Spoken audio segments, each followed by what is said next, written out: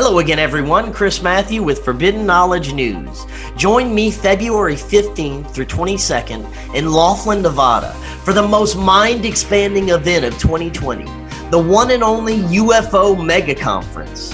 Not only will you get to hang out with me, but over 30 of the most extraordinary scientists, researchers, and experiencers of our time.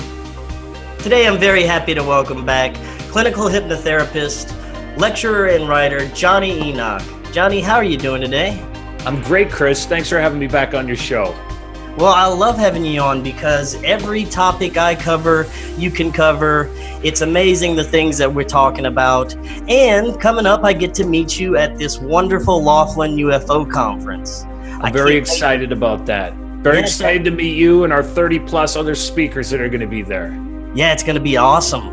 So tell us first, for those that don't know, tell us just a little bit about yourself, and then let's get into what you're going to actually be presenting at the conference. I am an esoteric researcher that looks all over the world for clues about the ancient mysteries, where we've come from, and if they can tell us more about the mysteries of consciousness and where we're going in the future. Very good. So what are you going to be presenting to us at this conference? At the conference, Chris, I'm going to be talking about a very exciting and interesting subject, and that is ancient stargates. Because from what I've seen, when we go to places like Egypt, at the Abydos Temple, we find that there are these rooms that have these false doors called a door to the netters, or a door to the gods, or the cosmic. And they don't seem to go anywhere, but we have these instructions that potentially they are connected to these other star systems and other places. These rooms are connected to these tonal frequencies and harmonic resonances or sounds. And of course, then we start to think about the music of the spheres out in space, and that perhaps that these rooms have a passageway or a portal that perhaps was once there that went to other places. We also seen places like this when we go over to Peru, or Bolivia with Pumapunku, or Tiwanaku. When we go to these sacred sites, that there is this little marking of a false door that is in the side of the mountains, like Amaru Maru and other areas that makes us think that these go somewhere.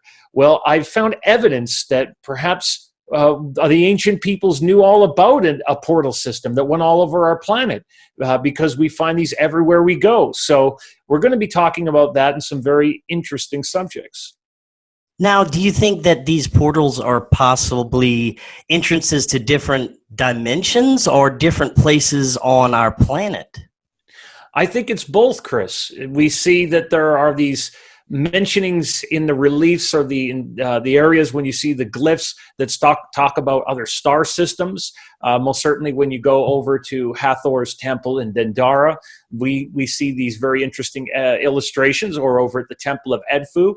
But even when I was in places like Hatshepsut's temple, that's on the other side of the Valley of the Kings, when you walk up these great steps, we know that originally these were serpents of energy that came down the areas of the steps. And when you come up to the side of the mountain, there's a doorway with the inscriptions that this was an ancient portal system that went somewhere. It's a Stargate. So at times, I believe that these connected us to different parts of the planet, and at other times, I believe they connected us perhaps around the solar system. But I do want to add this. When we think about our planet, Chris, when we go back that 12,000 years ago or so, when our geologists believe we had a great cataclysm on this planet with the Younger Dryas, we know that the ancient peoples had to flee to very high places. We know they had to go up to your Lake Titicacas in Peru. We know they had to go up to your Mount Ararats or the Ural in the Eurasian area. But at the same time, in our ancient mythologies, we know that there was this great subterranean network around our world. We hear about that with the Germans. They talk about Agartha. We go into the Asiatic peoples. They talk about Shambhala. But of course, we've heard of our own militaries having deep underground military bases and other areas like that. So perhaps they had a more sophisticated way of traversing these areas and getting from point A to point B.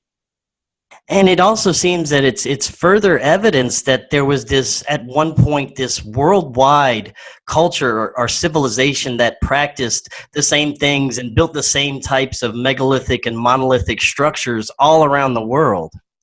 That's right. I mean, we find connections all over the world to this. I mean, Chris, you have all sorts of interesting guests on your wonderful program that you talk to. You've talked to the Brian Forresters. You've talked to the Brad Olsons. You've talked to people that have gone all over the world looking at these megalithic structures, decoding them, and looking at the advanced machining and seeing that they're lined up around these geomagnetic anomalies. These sites work like very sophisticated technology. We know that they worked in particular areas, like sitting on something like the 33rd parallel, or had water channels underneath them, or as Chris Dunn has talked about in his Giza power plant hypotheses with the Great Pyramid, working with granite, which of course is made out of silica, like silicone microchips. It's a great insulator and conductor of electromagnetic energy. You have stuff like sandstone. You have stuff like limestone. It's working like a Faraday cage. These were great machines. They had great purposes. All over the planet we looked, there was a very sophisticated network, and I very much believe that they understood how to operate with consciousness, how to operate with electromagnetic energy, and use the body like a vehicle. Now, speaking of UFOs and UFO conferences, what are your thoughts on everything that's happening now, all the talk in the mainstream media about UFOs? It seems that we've never seen the level of, conversations that we're hearing on the mainstream media about this UFO phenomenon. What are your thoughts about what's happening right now? My thoughts is that we know that there are all sorts of intelligent life forms in this universe. We know we've been visited for a very long time by ancient and advanced civilizations. So in my opinion, what we're seeing on the news right now, it's normal. It's just going to be chit chat that's going to be happening over the next several years, but it's the fast food of disclosure. I really truly believe that it's already here. It's happening fast. People are experiencing it every day, and it's only going to get more and more pronounced, more and more noticeable. People are going to continue to have their own experiences, and they're going to want answers. And so that's why you are seeing this trickle-down effect in the news. That's why there's more people watching your show and attending great conferences like the Laughlin UFO Mega Conference. Yes, and I can't wait to meet you there. Before you head out, let everyone know where they can find your work. They can find my work at www.metaphysicalsource.com. I'm also on Instagram at Esoteric Jonny, Jonny Enoch on Twitter, Jonny Enoch on Facebook, and most certainly they can find my work over at the Laughlin UFO Mega Conference this February 15th through the 22nd. Awesome, and I can't wait to see you there, friend. Can't wait to meet you also, Chris, and I can't wait to meet everyone watching. Not only will there be over 30 amazing speakers disclosing unprecedented information, but you're going to get to enjoy a night sky watch, a film festival, experiencer groups, social meal events, and so much more. Go to LaughlinUFOMegaConference.com right now to get your discount package prices. You don't want to miss this extraordinary event.